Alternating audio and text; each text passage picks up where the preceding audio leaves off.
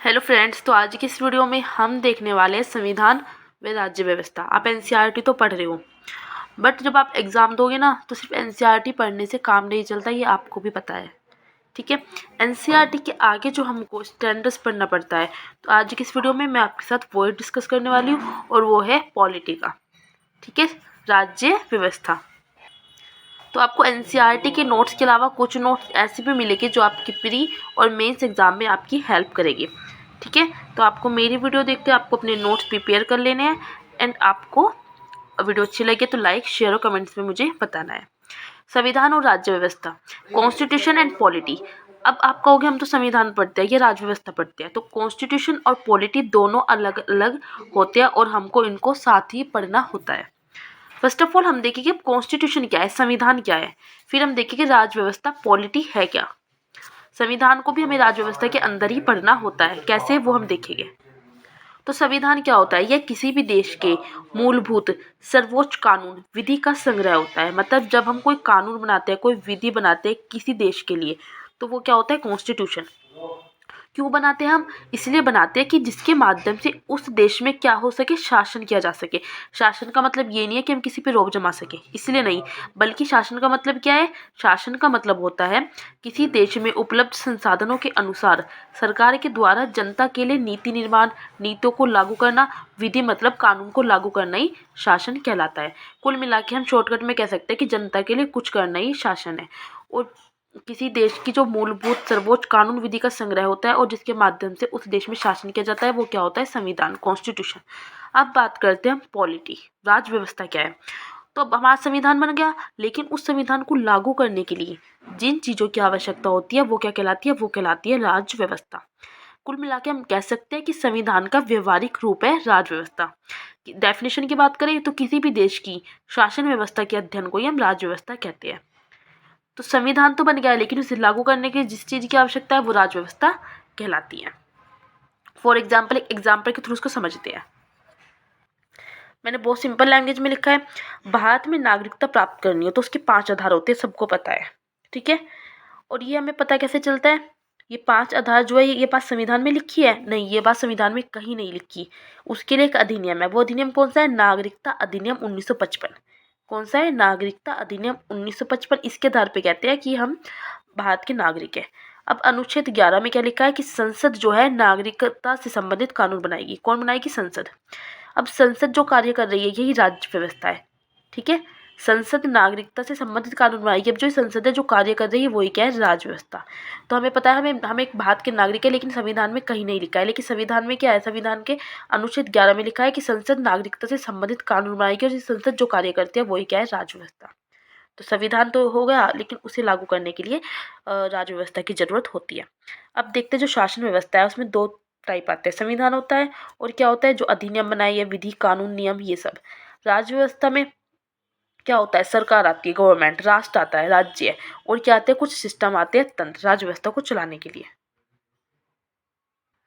अब सरकार देखते हैं, गवर्नमेंट क्या होती है, तो किसी देश में लोगों का ऐसा समूह, मतलब ग्रुप ऑफ पीपल। तो किसी देश में लोगों का ऐसा समूह जो देश में उपलब्ध संसाधन के माध्यम से सार्वजनिक कार्य करते हैं, तो अ ग्रुप ऑफ पीपल क्या कहलाता है, गवर्नमेंट। यहाँ पे क्या हो जाता है, इस ग्रुप ऑफ पीपल का हेड कौन होता है, एक हेड होता है और एक क्या होता है, सहायक। फॉर एग्जाम्पल, हेड कौन है, पीएम, प्रधानमंत्री होता है, सहायक कुछ मंत्री, और ये मिलकर ही क्या बनाते हैं, सरकार। अब सरकार भी कई टाइप की होती है। राजतंत्र होती है, जैसे पहले के टाइम में क्या है, राजतंत्र चलता था, फिर तानाशाही भी चलती थी, और अब लोकतंत्र, डेमोक्रेटिक कहते हैं जिसको हम, गवर्नमेंट। राजतंत्र में क्या होता है, इस प्रकार की सरकार में जनता के द्वारा निर्वाचित लोग ना होकर वंशानुगत होते हैं, मतलब राजा का बेटा ही राजा बनेगा। जैसे कोई शासक है राजा, उसका पुत्र या पुत्री क्या बनता है, राजा, उसे कहते हैं राजतंत्र। पहले के टाइम में मोनार्की चलती थी। तानाशाही, स्वयं के लिए शासन करता है, ये जिसके पास धन होता है, ज़्यादा शक्ति है, तो वो कहता है मैं ही राजा हूँ। अब क्या आ जाता है, लोकतंत्र, डेमोक्रेटिक, डेमोक्रेसी। लोकतंत्र 2 शब्द से मिलकर बना है, लोक प्लस तंत्र। ठीक है, लोक का मतलब क्या होता है, जनता ही होती है। तो ऐसी सरकार में जनता द्वारा चुने गए प्रतिनिधि या लोग एक निर्धारित समय के लिए शासन करते हैं। मतलब कैसे, जो अब है कि हम क्या करते हैं, बाय वोटिंग के द्वारा, मतलब वोट दे के हम अपने लिए सरकार बनाते हैं, और वो एक निर्धारित समय, मतलब निर्धारित समय जरूरी है लेकिन है, क्योंकि 5 साल के लिए होता है, आपको पता है। ठीक है, लोकतंत्र भी 2 प्रकार का होता है, एक तो प्रत्यक्ष और अप्रत्यक्ष। डायरेक्ट में क्या होता है कि जनता स्वयं अपने फैसले ले, जनता स्वयं फैसले ले अपने लिए, ये तो कहीं होता ही नहीं, तो डायरेक्ट तो है ही नहीं। तो डेमोक्रेटिक कैसी है? इनडायरेक्ट। इनडायरेक्ट कैसे? कि जनता प्रत्यक्ष रूप से शासन नहीं करती, जनता के द्वारा चुने हुए प्रतिनिधि जो हम बनाते हैं वो शासन करते हैं। जैसे हम पीएम बनाते हैं वोट देकर, ठीक है, सीएम बनाते हैं वोट देकर। तो क्या है? लोकतंत्र डेमोक्रेटिक है बट इनडायरेक्ट वे में। आगे आ जाता है गुटतंत्र। गुटतंत्र में क्या होता है? जब किसी देश में खास प्रकार का गुट शासन करता है तो गुटतंत्र कहते हैं। गुट क्या होता है? जैसे सैनिकों का गुट हो गया, ठीक है। गुट में निर्देश देने का काम होता है, योजनाओं को लागू करना, ठीक है। अब आ जाता है राष्ट्र निर्माण। हम कभी देश निर्माण तो नहीं कहते ना, क्योंकि देश, तो राष्ट्र निर्माण में क्या आता है? भारत का ऐतिहासिक संघर्ष सबका साझा है। साझा इतिहास के आधार पर अब हमारा भारत का ऐतिहासिक मतलब कि इतिहास था जो पुराना, सबका इक्वल है, ठीक है। सबको आज़ादी से पहले सब एक तरह से रहते थे, ठीक है, जब अंग्रेजों का हम पर राज था।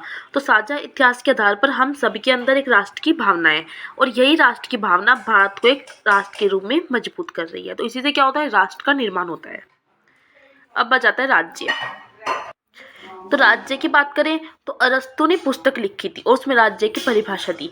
उसने कहा किसी अपनी पुस्तक में जो उसने राज्य की परिभाषा लिखी उसमें उसने कहा किसी भी राज्य के निर्माण के लिए 4 आवश्यक तत्व होते हैं। कौन से? कि भूमि होनी चाहिए, उसके पास जनसंख्या होनी चाहिए, वहाँ पर एक गवर्नमेंट होनी चाहिए, और वहाँ पर संप्रभु होना चाहिए, संप्रभुत्व होना चाहिए। अब संप्रभुता क्या होती है हम आगे समझेंगे। फॉर एग्जाम्पल जैसे तिब्बत है, ठीक है ना, तिब्बत की ज़मीन पर क्या हुआ?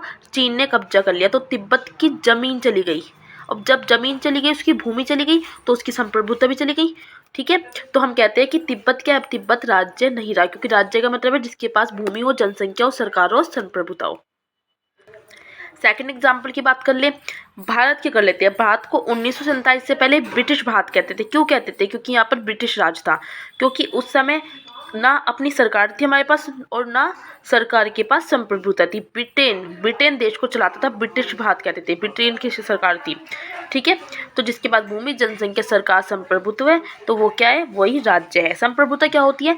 बिना किसी मतलब भारी और आंतरिक हस्तक्षेप के अपने निर्णय खुद लेना संप्रभुता कहलाता है। सोवरेनिटी जिसको इंग्लिश में हम कहते हैं, मतलब किसी के कहने पे नहीं चलना, खुद के निर्णय लेने।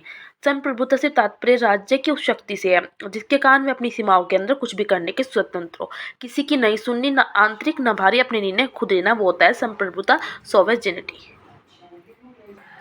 बात कर लेते हैं भारत का संविधान, ठीक है। भारत का संविधान है, संविधान में क्या है? संविधान में है भाग, हमारे कई सारे पार्ट आते हैं। पार्ट के अंदर क्या आते हैं? अध्याय आते हैं, चैप्टर्स आते हैं। चैप्टर के अंदर क्या होते हैं? आर्टिकल्स होते हैं, अनुच्छेद। उसके अंदर क्या होते हैं? खंड, क्लॉज होते हैं। फिर क्या होते हैं? उपखंड, मतलब कि सब क्लॉज। अभी ये सब हम देखेंगे ये होता क्या है। सबसे पहले हम भाग की बात कर लेते हैं, पार्ट की। आप पढ़ते हो ना कि तीसरे पार्ट में फंडामेंटल राइट है, ये सब है, ठीक है। तो पार्ट कहते किसे हैं? तो संविधान में एक जैसे प्रकृति के प्रावधानों मतलब कुछ नियम जो इंस्ट्रक्शन है उनको एक जगह रखना ही भाग कहलाता है। जैसे भारत के संविधान में हम बात करें कितने पार्ट है टोटल, तो 25 भाग है। पहले इसमें 22 भाग थे, 4 इसमें और जुड़ गए, 4 जुड़ने के बाद एक भाग इसमें घट गया था, तो हमारे टोटल कितने हैं? 25 भाग, आपको याद रखना है। ये डेफिनेशन है जो आपको काफ़ी हेल्प करती है। सेकंड आ जाता है, अब भाग के अंदर क्या है? अध्याय होते हैं, चैप्टर। जब एक जैसे प्रावधानों में भी कुछ डिफरेंस होते हैं, कुछ भिन्नता होती है उनके कार्यों के आधार पर, तो उनकी शक्तियों के आधार पर होती है, कुछ कार्यों के आधार पर भिन्नता होती है, तो उनको हम अलग अलग अध्याय में बांट देते हैं। जैसे उदाहरण की बात करें पार्ट 5, मतलब भाग 5 में क्या है? संघ है, सबको पता है। अब संघ भी मतलब बटा हुआ है कई चैप्टर्स में, जैसे कार्यपालिका, विधायिका और न्यायपालिका, इसी को हम कहते हैं चैप्टर। अब चैप्टर्स में क्या आते हैं? अनुच्छेद आते हैं। आर्टिकल जैसे हमको पता है हमारे 395 आर्टिकल है, आपको याद रखना है। संविधान के भाग के अंतर्गत लिखित प्रावधानों की एक व्यापक व्याख्या के लिए अनुच्छेद की आवश्यकता होती है। आर्टिकल्स हमारे कितने? 395, ठीक है। अब बात करते हैं क्लॉज की, खंड। अब अनुच्छेद के अंदर कुछ प्रावधानों में अंतर करना है तो उसे को हम कहते हैं खंड। फॉर एग्जांपल जैसे हमारा अनुच्छेद क्या है? 19(1) है। 19(1) में आपको पता है स्वतंत्रता का अधिकार है। 19(1) तो है, 19(2) भी है। खंड कितने हो गए? 2 खंड है, ये हमारे होते हैं खंड। अब इन्हीं खंड की अगर हम कर दे वन जो खंड है हमारा क्लॉज, इसका पार्ट ए कर दूं मैं, तो हो जाएगा हमारा उपखंड। जैसे खंड को कुछ पार्ट में डिवाइड करना ही उपखंड कहलाता है। जैसे हमारा 19(1) हमें पता है क्या है? स्वतंत्रता का अधिकार है 19 में हमारा, लेकिन इसके हमारे खंड 1 और उपखंड ए में वाक और अभिव्यक्ति की जाती है, और बी में क्या है? शांतिपूर्वक सम्मेलन की जाती। तो जो ये हमारे क्लॉज, ये तो हमारे क्लॉज कहलाते हैं, और इसके अंदर के कुछ जो पार्ट होते हैं खंड में वो हमारे क्या कहलाते हैं? उपखंड, ठीक है। तो यहाँ पर आज की आपकी वीडियो हो जाती है ख़त्म। नेक्स्ट वीडियो में मैं आगे का लेके आऊँगी, तो आपको स्टार्टिंग से दिखानी हो, वीडियो को पॉज करना है और अपने नोट्स बनाते चलना है। जो हमारी एनसीईआरटी हिस्ट्री चल रही है वो हमारी चलती रहेगी, बट जो अगर आप ये नोट्स पढ़कर आप अच्छी तरह प्रिपरेशन करोगे, आपका पीडी भी निकल जाएगा और आपकी मेंस की भी तैयारी हाथ के हाथ होती रहेगी। जिस तरह मैं तैयारी कर रही हूँ, मैं ठीक वीडियो बनाकर वही डाल देती हूँ, ठीक है, ताकि आप लोगों की भी हेल्प हो जाए।